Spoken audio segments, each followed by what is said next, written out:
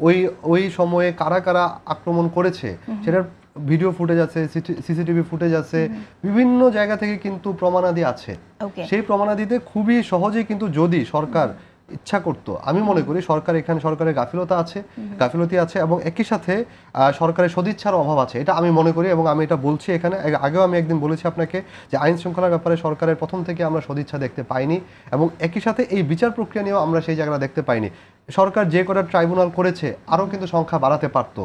নির্বাচন নিয়ে প্রস্তুতির চাইতে আমরা তো বারবার বলছি, সেটা হচ্ছে আমাদের মূল লড়াইটা আসলে যে সংস্কারের যে কথাটা এবং বিচার নিয়ে আমাদের সেই দুটো দাবি, এই দুটো দাবির ব্যাপারে আমাদের মূল রাজনীতিটা, এবং আমরা এখানে জনগণকে সম্পৃক্ত করতে চাই আমাদের এই দাবির সাথে। সেটা নিয়েই কিন্তু আমরা পুরো জুলাই পদযাত্রাটা হয়েছে যদি আপনি দেখেন।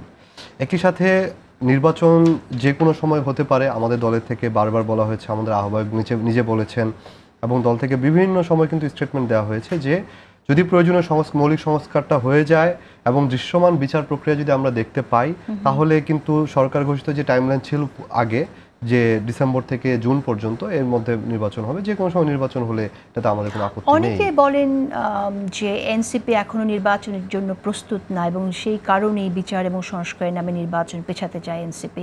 আবার এটাও আমরা শুনি যে এনসিপি আসলে সরকারি দল, সেই কারণে এনসিপি ক্ষমতা ছাড়তে চায় না বলে নির্বাচন পেছাতে চায়।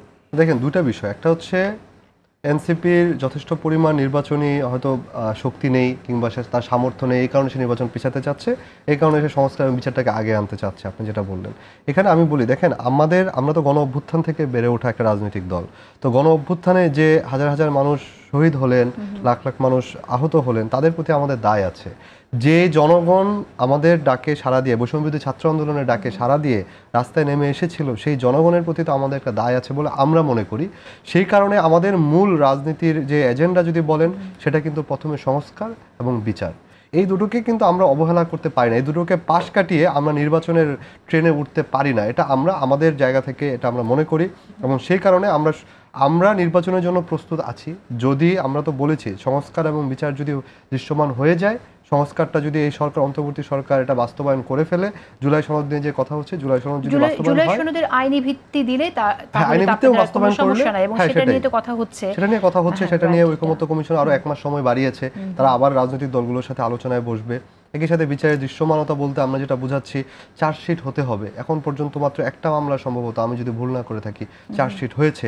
এছাড়া এখন পর্যন্ত মামলায় চার্জশিট হলে আমরা অন্ততপক্ষে মনে করি ফ্যাসিস্ট সরকারের যেসব মন্ত্রী এমপি ছিলেন এবং শেখ হাসিনা থেকে শুরু করে মন্ত্রী এমপি যারা ছিলেন, তাদের বিরুদ্ধে চার্জশিট, এবং সেই সাথে তৎকালীন যুবলীগ, ছাত্রলীগ সহ সহযোগী অঙ্গ সংগঠন সহ যারা প্রত্যক্ষভাবে কিলিংয়ে অংশ নিয়েছিলেন, তাদের বিরুদ্ধে চার্জশিট আসলেই আমরা মনে করব যে বিচারের দৃশ্যমানতা এসেছে।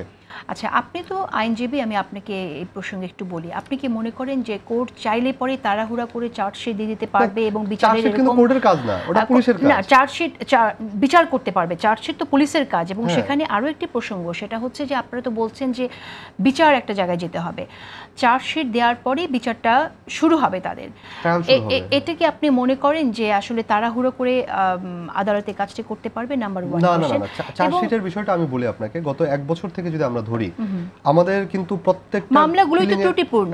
মামলাগুলোতে আপনার একজন ব্যক্তিকে 400 লোক গুলি করেছে, এরকম মামলাও তো আছে। তো এটাকে আপনারা যখন বিচারের কথা বলছেন, তখন তো বিচারের জন্য মামলার যে নথি, সেখানে যদি গলদ থাকে, না, মামলা নথিতে গলদ থাকতে পারে। আপনি একটা জিনিস আমি বুঝাচ্ছি আপনাকে, একজন পুলিশ যে তদন্তকারী কর্মকর্তা যিনি আইও থাকেন, তার কাজ কিন্তু হচ্ছে তদন্ত করা। মামলা হতে পারে, মামলায় অজ্ঞাতনামা 1000-2000 নাম আসতে পারে, কিন্তু ইনভেস্টিগেটিং অফিসারের কাজ হচ্ছে তদন্ত করে আসল কে অপরাধী ছিল সেটা বের করে তাদের বিরুদ্ধে চার্জশিটটা দেয়া।